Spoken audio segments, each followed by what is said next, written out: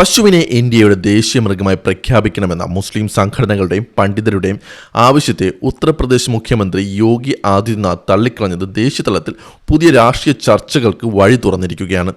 പശു വെറുമൊരു മൃഗമല്ലെന്നും സനാതന ധർമ്മപ്രകാരം അത് രാഷ്ട്രമാതാവാണെന്നുമാണ് യോഗിയുടെ വാദം. എന്നാൽ വർഷങ്ങളായി ഹിന്ദുത്വ സംഘടനകൾ ഉന്നയിച്ചിരുന്ന ഈ ആവശ്യം മുസ്ലിം സമൂഹം തന്നെ മുന്നോട്ട് വച്ചപ്പോൾ അതിനെ തള്ളിക്കളഞ്ഞ യോഗിയുടെ നിലപാട് കടുത്ത ഇരട്ടത്താപ്പാണെന്ന് പ്രമുഖ ദേശീയ മാധ്യമങ്ങൾ ഉൾപ്പെടെയുള്ളവർ വിമർശിക്കുന്നു. പശുവിനെ മുൻനിർത്തിയുള്ള രാഷ്ട്രീയ ധ്രുവീകരണം അവസാനിക്കാതിരിക്കാനാണ് ഭരണകൂടം ശ്രമിക്കുന്നത്. ഈ വിഷയത്തിന്റെ വിവിധ വശങ്ങൾ നമുക്ക് പരിശോധിക്കാം. ഉത്തർപ്രദേശിലെ ബിജ്നോറിൽ നടന്ന ഒരു സർക്കാർ ചടങ്ങിലാണ് മുഖ്യമന്ത്രി യോഗി ആദിത്യനാഥ് മുസ്ലിം പണ്ഡിതർക്കെതിരെ കടുത്ത ഭാഷയിൽ രംഗത്തെത്തിയത്. പാകിസ്ഥാൻ, ബംഗ്ലാദേശ് എന്നിവിടങ്ങളിൽ നിന്നുള്ള അഭയാർത്ഥികൾക്ക് ഭൂമി ഉടമസ്ഥാവകാശ സർട്ടിഫിക്കറ്റ് വിതരണം ചെയ്യുന്ന വേദിയിലായിരുന്നു മുഖ്യമന്ത്രിയുടെ ഈ പരാമർശം. പശുവിനെ ദേശീയ മൃഗമായി പ്രഖ്യാപിക്കണമെന്ന് ആവശ്യപ്പെടുന്നവരുടെ ചിന്താഗതി മൃഗീയമാണെന്നായിരുന്നു യോഗിയുടെ ആരോപണം. സനാതന പാരമ്പര്യത്തിൽ പശു അമ്മയുടെ സ്ഥാനത്താണ്. സ്വന്തം അമ്മയെയും ഗംഗാ നദിയെയും ബഹുമാനിക്കാൻ ഔദ്യോഗികമായി സർക്കാർ പ്രഖ്യാപനങ്ങളുടെ ആവശ്യമില്ലാത്തതുപോലെ പശുവിനെ രാഷ്ട്രമാതാവായി കാണാൻ ഒരു ഔദ്യോഗിക ഉത്തരവിന്റെയും ആവശ്യമില്ലെന്ന് അദ്ദേഹം വ്യക്തമാക്കി. ജാമിയത്ത് ഉലമ ഇ ഹിന്ദ് അധ്യക്ഷൻ മൗലാന അർഷദ് മദനി ഉൾപ്പെടെയുള്ള മുസ്ലിം പണ്ഡിതർ അടുത്തിടെ ഉന്നയിച്ച ആവശ്യങ്ങളെയാണ് യോഗി ലക്ഷ്യം വച്ചത്.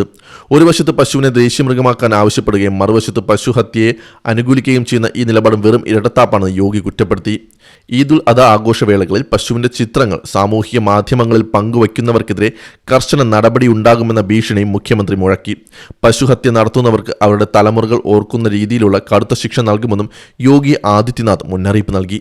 എന്നാൽ എന്തുകൊണ്ടാണ് പെട്ടെന്നൊരു ദിവസം മുസ്ലിം പണ്ഡിതർ പശുവിനെ ദേശീയ മൃഗമാക്കണമെന്ന് ആവശ്യപ്പെട്ടത്? ഇതിന്റെ പശ്ചാത്തലം പരിശോധിക്കുമ്പോഴാണ് യോഗിയുടെ വിമർശനങ്ങളുടെ മറുവശം വ്യക്തമാകുന്നത്.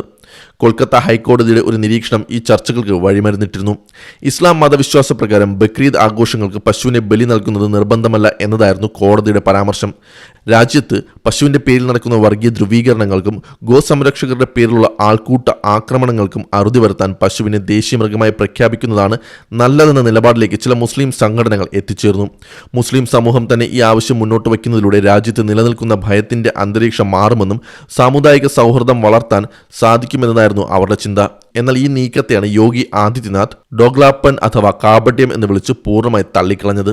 യോഗിയുടെ ഈ പ്രതികരണമാണ് ഇപ്പോൾ രാഷ്ട്രീയ നിരീക്ഷകരെയും മാധ്യമങ്ങളെയും ചൊടിപ്പിച്ചിരിക്കുന്നത്.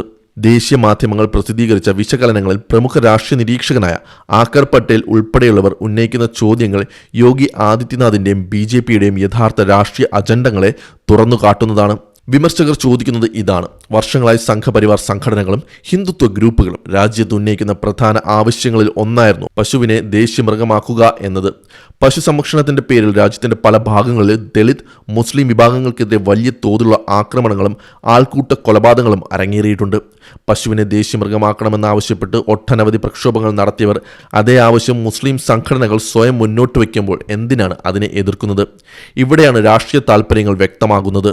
മുസ്ലിം സംഘടനകൾ തന്നെ ഈ ആവശ്യം അംഗീകരിക്കുമ്പോൾ പശുവിനെ മുൻനിർത്തി രാജ്യത്ത് നിലനിർത്തുന്ന രാഷ്ട്രീയ ധ്രുവീകരണത്തിന്റെ പ്രസക്തി നഷ്ടപ്പെടാമെന്ന് ഭരണകൂടം ഭയപ്പെടുന്നുണ്ടോ എന്ന് വിമർശകർ ചോദിക്കുന്നു.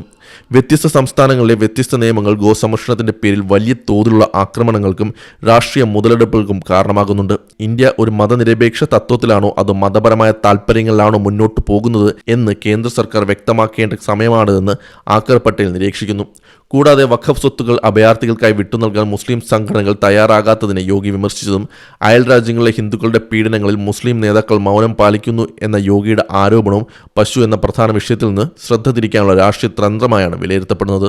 ചുരുക്കത്തിൽ പശുവിനെ ദേശീയ മൃഗമാക്കുക എന്ന ആവശ്യത്തിലൂടെ രാജ്യത്തെ സാമുദായിക അസ്വാരസ്യങ്ങൾ അവസാനിപ്പിക്കാൻ മുസ്ലിം സംഘടനകൾ ശ്രമിക്കുമ്പോൾ അതിനെ രാഷ്ട്രീയമായി തള്ളിക്കളയുന്ന വഴി പശു എന്ന വിഷയം എക്കാലവും ഒരു രാഷ്ട്രീയ ആയുധമായി നിലനിർത്താനാണ് ഉത്തർപ്രദേശ് മുഖ്യമന്ത്രിയും ഭരണപക്ഷവും ശ്രമിക്കുന്നതെന്ന വിമർശനങ്ങൾ ശക്തമാകുന്നു.